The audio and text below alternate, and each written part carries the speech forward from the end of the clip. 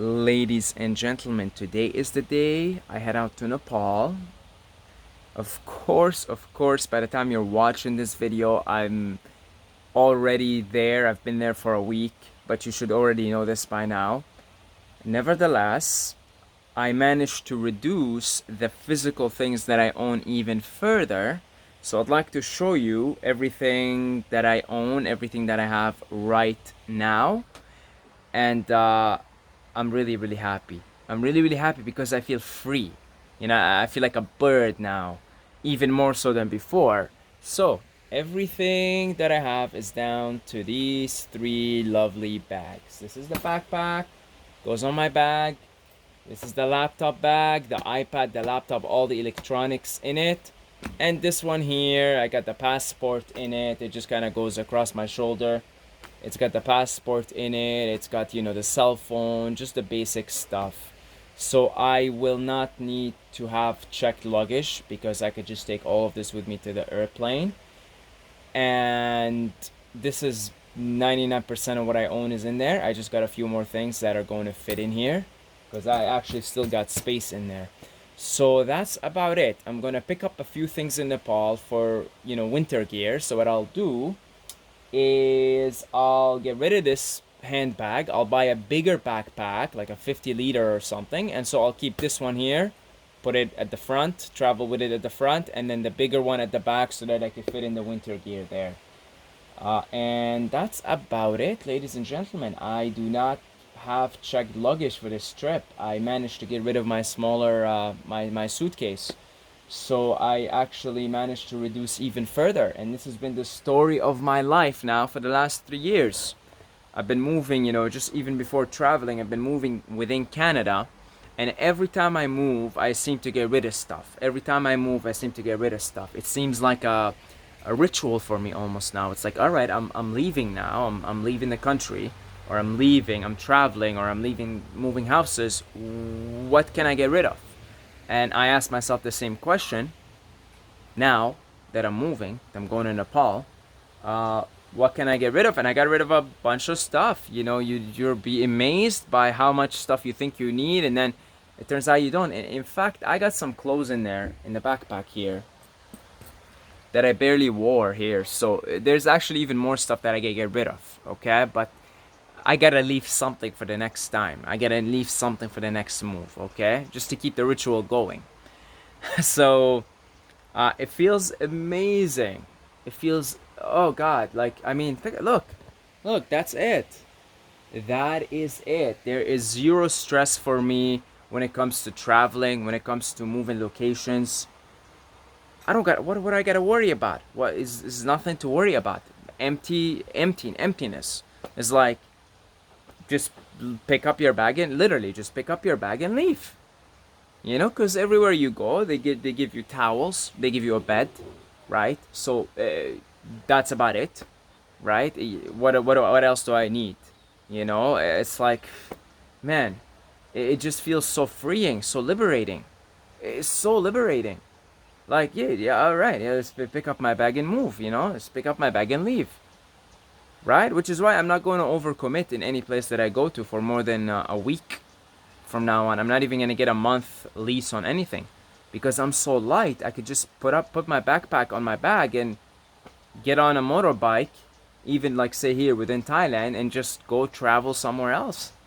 It's that easy for me at this point. Thanks to this continuous policy of minimalism, of minimizing that which is not necessary. You see, I just bought a new laptop recently because it's necessary for my work, for my teaching English. I need both an iPad and a laptop in case of emergency or bad internet or whatever, right? But in the future, if I don't do the English teaching thing anymore, I'll even get rid of the laptop. So then if I get rid of the laptop, then that bag gets reduced even further, right? And I'm just gonna continue to minimize. I'm just gonna continue to reduce. Honestly, I'm gonna continue to reduce. Some of the clothes here in this backpack, the reason why I should actually get rid of some of them, but I'm gonna wait until next time. because I'm living in the tropics most of the time. I don't even wear clothes, just shorts. So sometimes you wear a shirt because you're going in a store or something. But nevertheless, I even that I don't even really need a lot of the tank tops here in the shorts that I have. I have like 5 shorts maybe in there, and like 5 tank tops. I could get them down to 2 tank tops and 2 shorts. But then the nice thing about having like 5 and 5 is I get to do my laundry less often. So that's why I'm keeping them for now. For now. But yeah, it's an incredible feeling. It's really light, like a bird. You check into a hotel or a place, and you don't. What am I gonna unpack anyway? There's nothing to unpack. So when it comes down time to move, I could literally pack my stuff in 15 minutes. Now it took me longer here because I've been in this place for 2 months. So there was some reorganization, got rid of some stuff. But now with this layout, because all that's gonna get added to it is a big hoodie, a big like winter pants, some shoes. I don't have shoes right now. I'll get some shoes, a pair or two. So yeah, I'll just get a bigger backpack. But even then, that it'll still be easy to just pack and go, just get up and move. And honestly, like, give me 15 minutes, unpack 30 minutes at the most. Not even right now, 15 minutes. It's like, all right, move 15 minutes. Like tomorrow, I gotta get up early and go to the airport because I'm going to Chiang Mai first, stay there for a night, then to Kathmandu. Uh, I'm gonna leave my hotel 6:30. I will wake up at 6 and be gone at 6:30. There's nothing to pack or unpack even. And it's simple. And it's like as within, so without, as without, so within. If your life without is outside of you, is simple, then it's gonna be simple also within. If it's simple within, it will also be simple without. So when I started the process of minimizing, getting rid of unnecessary shit, it was because I was getting to be more and more simpler inside. And because I was getting to be more and more simpler inside, then I started to simplify my world outside. You see? So, as within, so without, as without, so within. Sometimes you don't have to start within, you could start without. Just start simplifying your life outside, without. And then within will simplify. Like, again, imagine I have like a bunch of things right now and I gotta move. I'm going to Nepal, I'm going to Kathmandu, and Bukhara, and I'm like freaking out right now. I got all this stuff, oh my god. Oh, airport, blah, blah, blah. Oh, like, the other thing is the flight, the airplane that I'm going on, Thai Lion Airlines, they're sneaky. They have cheap tickets, but they charge you so much money for luggage. Well, I don't have luggage, checked luggage. I don't gotta worry about nothing. You see? So it's like, it just minimizes the thinking here, the stress. It simplifies everything, so everything becomes simple. You see, like, backpack, laptop handbag, a shoulder thing. I'm ready to go. It's not even heavy. I could hike with these things actually, because I'll have to hike in the Himalayas, right? But these things are light enough for me to actually hike with them. Like, it's not a problem at all. It's not a problem. So I highly recommend you take on some of these minimalistic practices, even if you're not traveling around, even if you're not moving around, because you will feel lighter. If you're sitting in a room full of stuff, you will feel you're full of stuff too. You'll feel the density of it. Isn't it? It's about getting lighter, right? We're getting enlightened. We're getting lighter. We're getting lighter physically, and we're getting lighter mentally. We're shutting up all the layers. So if you live in a room, in a house that's full of density, just full of stuff, you're gonna feel like you're full of stuff too, and you won't even know why. You'll walk into the room and then you'll start to feel this density, this heaviness, and you don't even know why you're feeling it. You have no idea. You don't even know why you're feeling this density. Well, it's because of all this stuff around you. The things you own end up owning you, is what Taylor Durden said in Fight Club. And by no means is Taylor Durden a role model, okay? And that was the point of the movie, by the way. A lot of people mistake the point of Fight Club. Is, they think that Taylor Durden was some kind of a hero and you should imitate him. Uh, he was an extremist, a fundamentalist in the other way, you see? Now you might say, well, I am also like an extremist in the other way. I mean, I have extreme minimalism. The difference is I don't care if you're a minimalist or not. Where Taylor Durden wanted to burn uh, everyone who wasn't, right? I don't care. I mean, this is your free will. I'm not going to infringe on anyone's free will. Do what you will. Do what you will. Do what pleases you. Do what you desire. I don't care. I don't care. I'm just showing you the way I live, and I'm showing you that it's light, and that it's liberating. And although I'm gonna pack some winter gear, I'm gonna have to buy some winter gear because Kathmandu and Bukhara, even the cities themselves, are cold now. It's December, not as cold, but still cold. And then I'll be going to the Himalayas. I really wouldn't want to have anything more than, like, the switch will be with the winter gear. That goes away. That stays. Okay, and then a bigger backpack also. Okay, so it'll be this, and instead of a laptop handbag, it'll just be a big, like one of those traveler backpacks. So I'll have a traveler backpack on my bag. This one here I can put at the front here, and then this one just goes across the shoulder. And I never ever want to have anything more than that. Ever. Ever. And if I could somehow manage to do some Wim Hof shit, but I gotta train for it. And I could really authentically, because I could never do it even when I was in Canada. If I could authentically be able to withstand the cold, when I say authentically, I mean Wim Hof sits in the cold, his hands. You guys are going? Yes. Oh, okay. 1 second, I'm gonna come say goodbye. Yes, so what I was saying is, when I say authentically withstand the cold, I mean Wim Hof sits in the cold. I mean, he's sitting in the cold. His hands are not even red. His nose is like a little bit red. And he's just sitting there. He's completely warm, actually.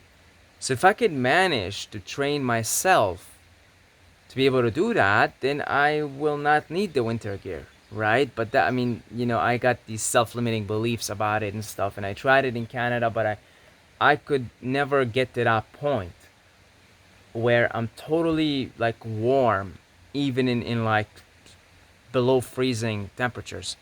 But actually now I look at that skill of having total control over bodily temperature as one of the very, very valuable minimalism tools.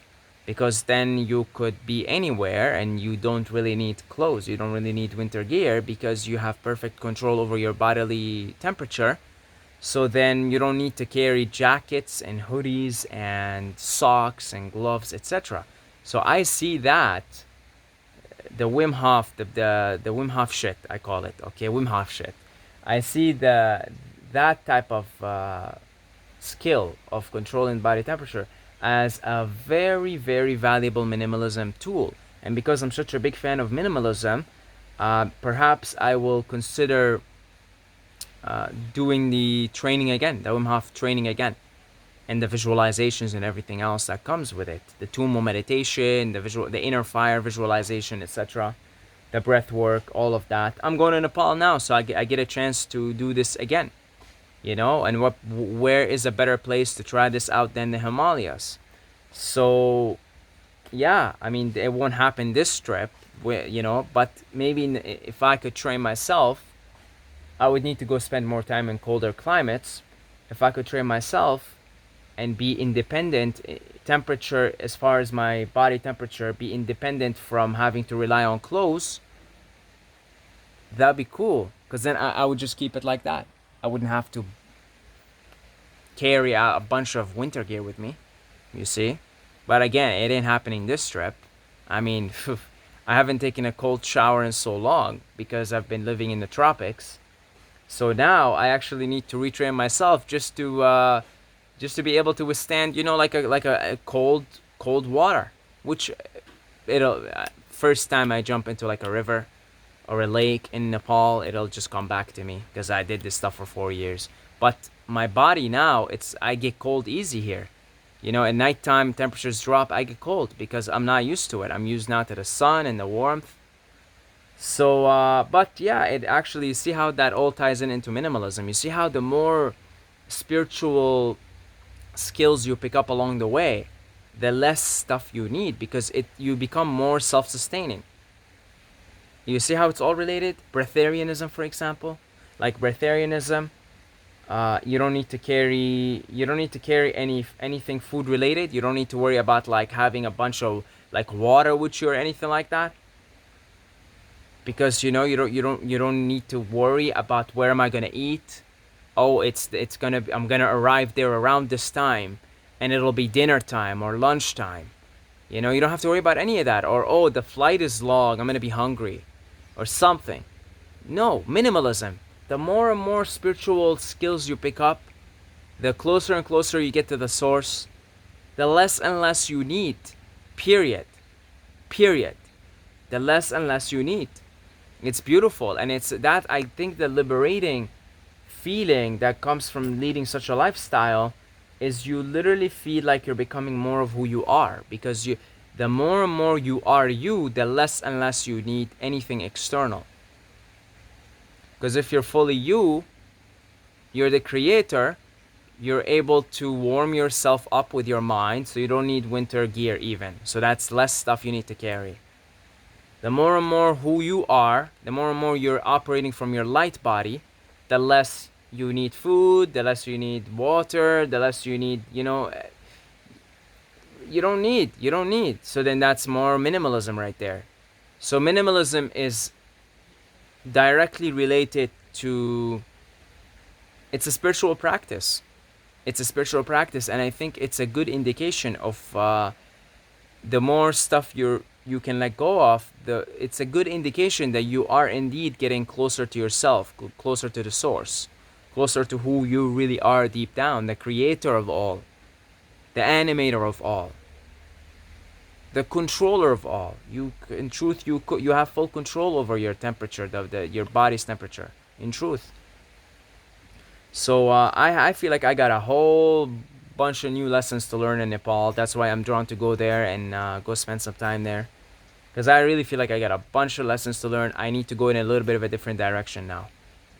So you'll probably see some difference in the topics also moving forward from this point forward. While I'm in Nepal, which probably won't be that long, honestly, but I'm just leaving it totally open. So yeah, looking forward to this new stage. And thank you to the Patreons for your support, your kind, continuous support. If you would like to join the Patreon family, there are links in the description. If you want to just make a one-time payment on PayPal, you can also do so. Rest assured, that money is not gonna go to random things, if you will. You guys watch the channel long enough, we're past that stage now. I just try to minimize my expenses as much as I can. If we get enough support eventually on Patreon, then of course anything more than what I am spending on my daily expenses will go towards this community, retreats, etc, etc, etc. So yeah, if you want to show your support to this community, the link for the Patreon in the description. Instagram, Saeed Mobayed, and I love you guys, and until next time, may the force be with you.